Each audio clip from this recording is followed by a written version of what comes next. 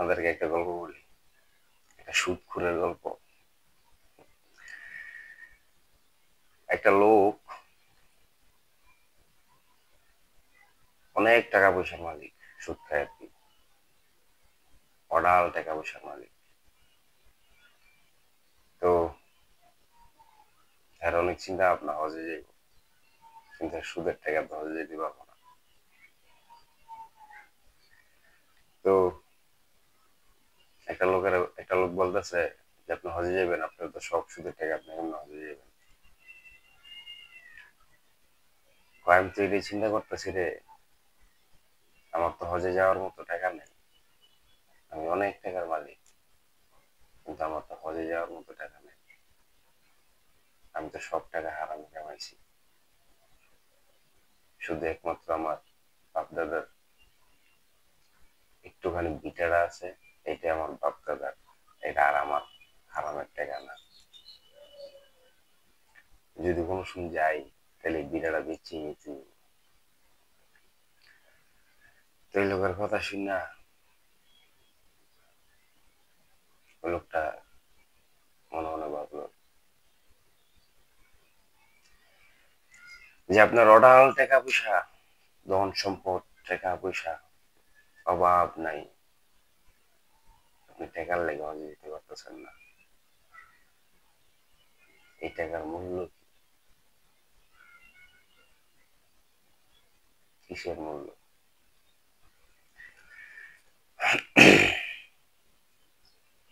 তো সুদখোর ভাইয়েরা, আমি ছোটখাটো একটা কথা বলি।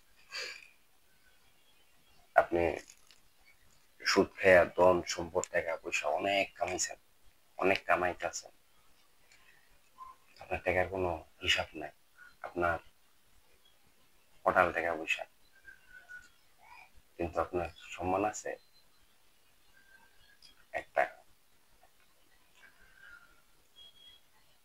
আপনার যে অসৎ পয়সা কামাইতেছেন, ওই অসৎ পয়সার টাকায় কি সন্তান মানুষের মতো মানুষই আছে, নাকি আপনার মতো হারাম করে গেছে? আপনি কি মানুষের উপর দয়াশীল, নাকি জুলুম জুলুম করেন?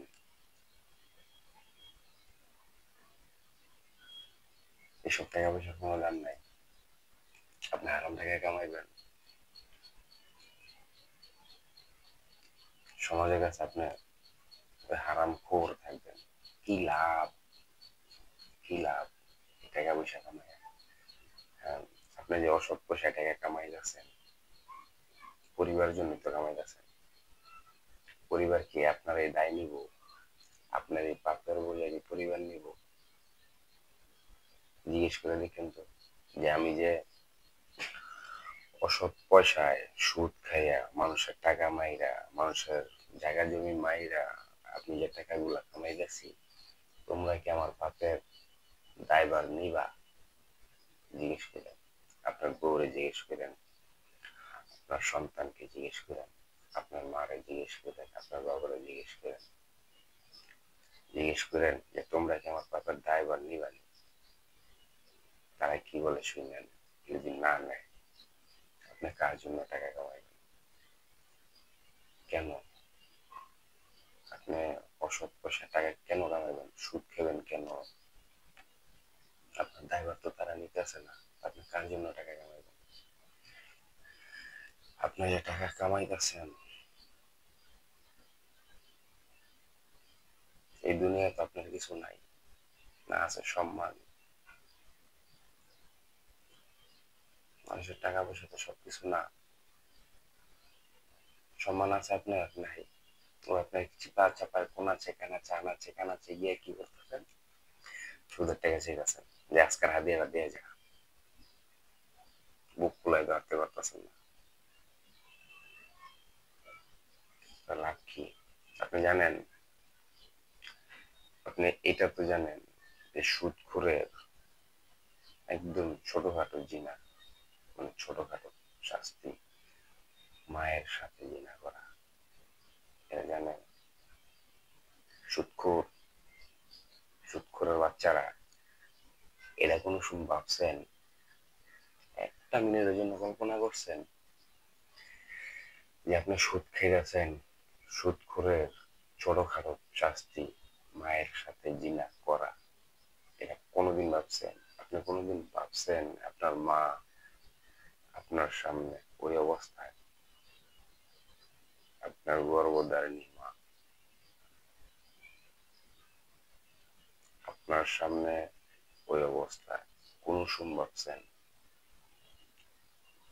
আপনি যদি একটা মিনিটের লেগে বাইকটা থাকেন, আশা করি আর জীবনও সুদ খাবেন না। সুদ খাইবেন না।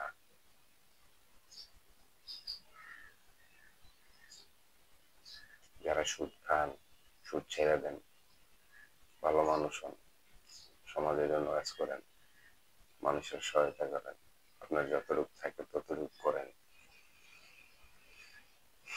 আপনার পাপের বোঝা কেউ নিব না। আপনার মা বলেন, বাপ বলেন, সন্তান বলেন, বউ বলেন, পরিবার বলেন, কেউ নিব না।